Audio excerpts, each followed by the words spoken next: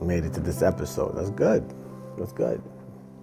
That means you want to learn something. That means you're curious about coming to Ghana. So, as you guys can see, we're definitely looking to get resources for you on the app and in the embassy. However, the truth of the matter is, a lot of the people in the government, they're not making it easy for us. A lot of government agencies gatekeep a lot of these resources. Why? Because there's a lot of corruption also in the system. Some people make money from the corruption. Some people are just government workers. Once again, it's not everybody, but it's a lot of people. Now, being that these people make money from what's going on, they're gonna make it as difficult as possible for us to get a footing. But we're still gonna get it done. But I just need you guys to understand that it's not gonna be easy. And the things that we do is not easy. You're gonna see us going to government offices, looking for liaisons, looking for people to serve as intermediaries between the diasporans, the people coming down, and the government. Simply because the system is something we're not used to. So they need to make special conditions, special concessions for us, because we are coming down with resources. It is my job to make sure that I create a foundation for you guys. And the reason I've personally taken on that responsibility is because I want to live here. I want to grow old and die here. And I can't do that in this current condition.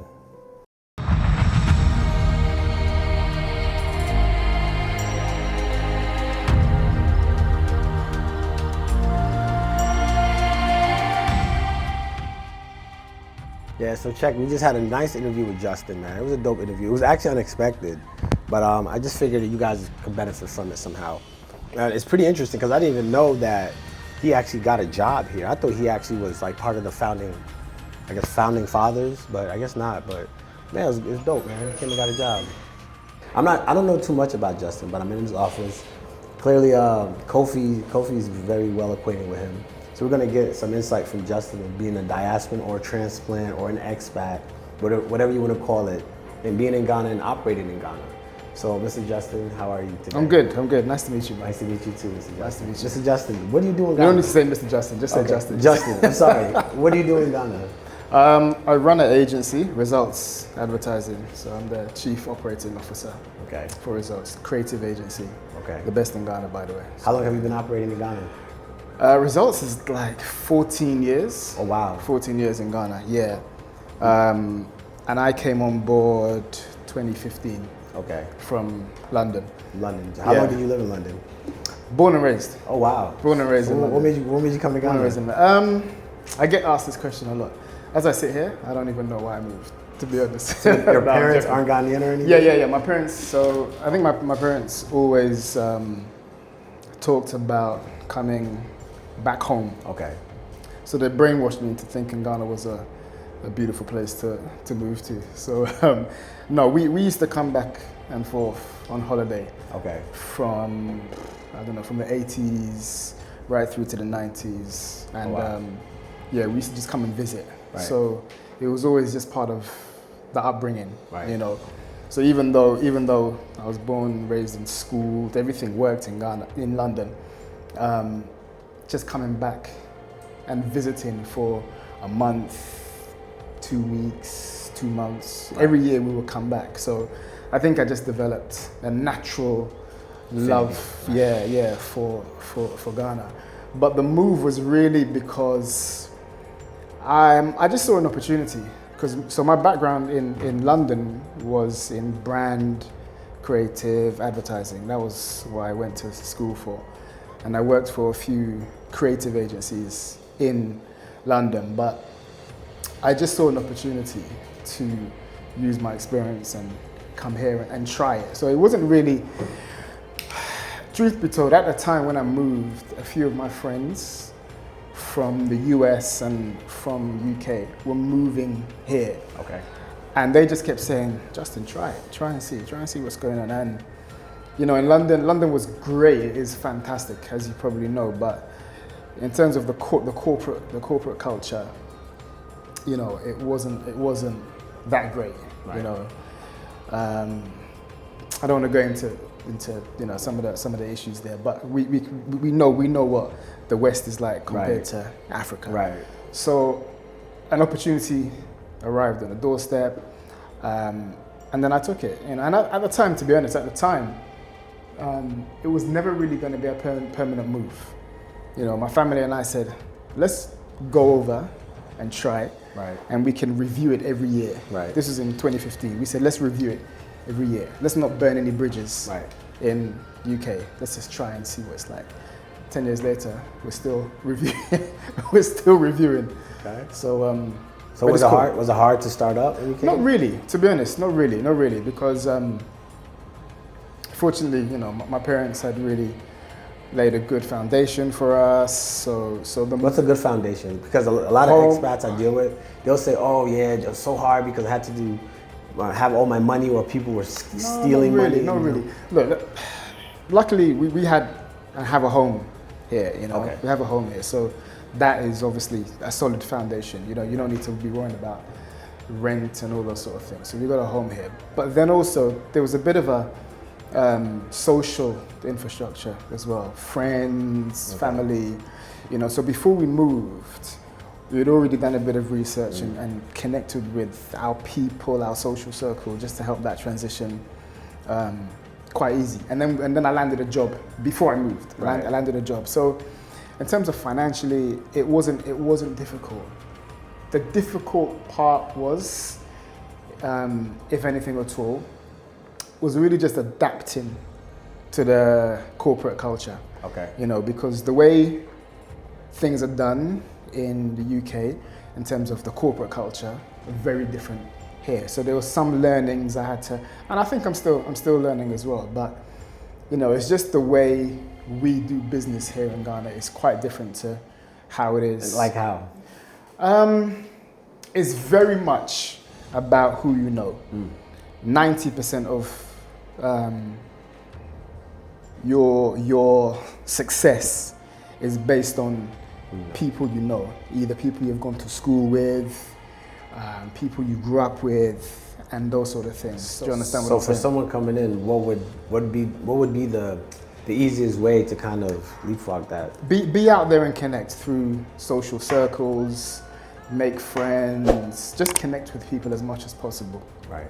Connect with somebody like Kofi Che, because he can help to just connect with people. And it's quite easy, actually. It's quite easy to connect with people. But you don't just connect just for the sake of saying, hey, I'm going to take your number and that's it. Like, really follow up. Right. Follow up. Do the lunches. You know, go meet people. Go to their office.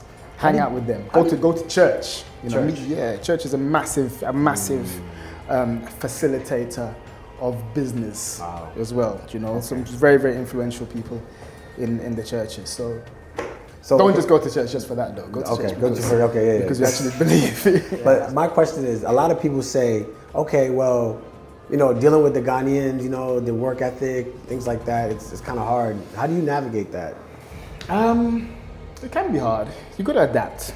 Right. You know, you got to adapt. Anywhere you are, anywhere you go to in the world, I think you need to adapt. The pace is slower than it is in the West, if you like. Things take a little bit more time. Right. But having said that, I think if you know the right people, things can get done like very quickly. Wow. You know, things just like, you know, arranging for deals to be confirmed and approved. If you know the right people, things can actually move very quickly. But if you're not very well connected, there's a process to everything, and that process can be frustrating. That's why what I was saying earlier on about really widening your social circle and connecting with the right people in the right places, as cliche as it sounds, it really does. Okay. You know? Awesome. Well, thank you for this short interview. No problem, man. It was an honor. This interview, by the way, was haphazard. Like, we just happened to come freestyle. Here. It was spontaneous, so guys, don't judge me too much. I'm done with this interview for the day. My day is over. I am about to go have some fun tonight and get something to eat. Here, open your mouth.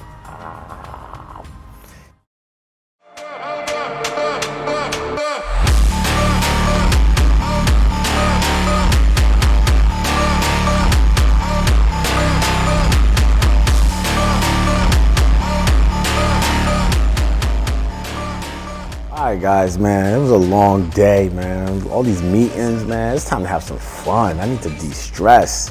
I told Kofi and the boys to meet me at Publix. We're about to do the Republic thing, grab some drinks, you know, talk to some ladies. Look at this fool over here, man. You gotta dodge these cars out here, yo. So just be safe when y'all drive out here, man, because, you know, these guys don't be thinking straight on the road. You gotta dip and dodge. But anyway, about to go hang out at Republix. Come with me, come check it out now. You know, got a good day today. Made some connections. Bye.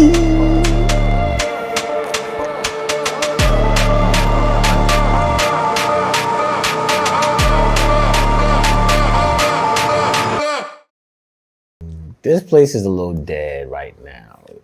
But my homegirl brought her friend. She's about to grab our little friend. And then we're about to go out and see what we could find, what we could get into. We're about to take some of these little ginger shots. There you go, there you go. But anyway, the shots was pretty strong. But you know what? Let's go. We might swing by Flamingo. Let's see what's going on over there.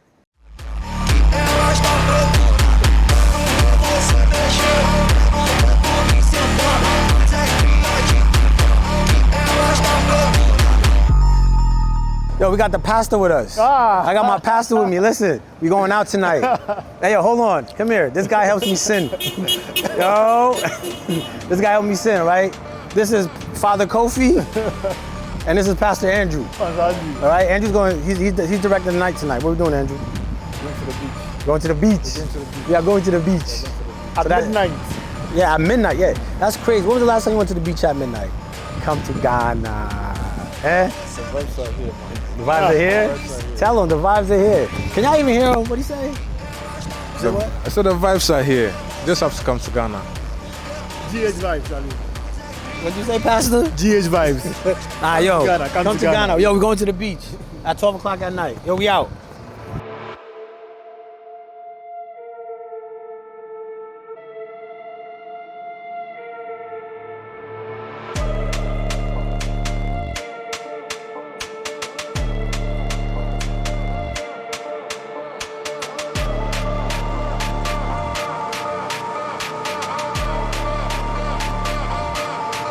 Come to Ghana.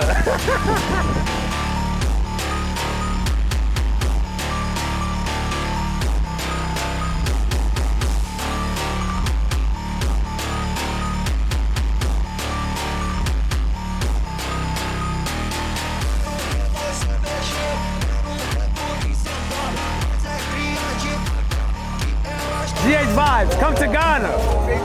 GH Vibes, come to Ghana.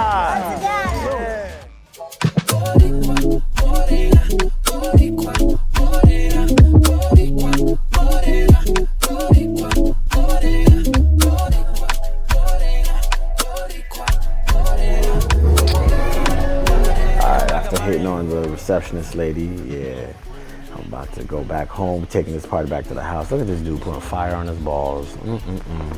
Look at dance with a table on his head and everything, man. He gave us a nice little show. But yeah, the night was kind of dead, so we're about to take this party right back to the crib, get back to the house and have some fun. All right, I'm gonna catch you back later at the crib. Shit. I need to hold a corner, and it's so wide. Come to Ghana. Ghana is good. Come to Ghana. Slow wine. One time. This is not just a vlog. This is a documentary. I am documenting the whole process of everything I am doing. I am here to build. And I will build. And I will build with whoever wants to build with me. So I'm gonna need y'all to definitely get on Afro Tango. Because Afro Tango is definitely gonna be the thing that we use to connect with each other. If you have a platform, if you have an organization, and you wanna connect with us, connect with us.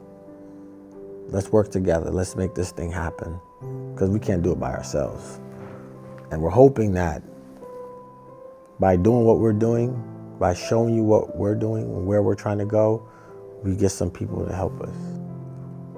When we talk about help, we talk about resources like knowledge, skills. So, I'm not going to take too long. Enjoy the show and see where we go from here.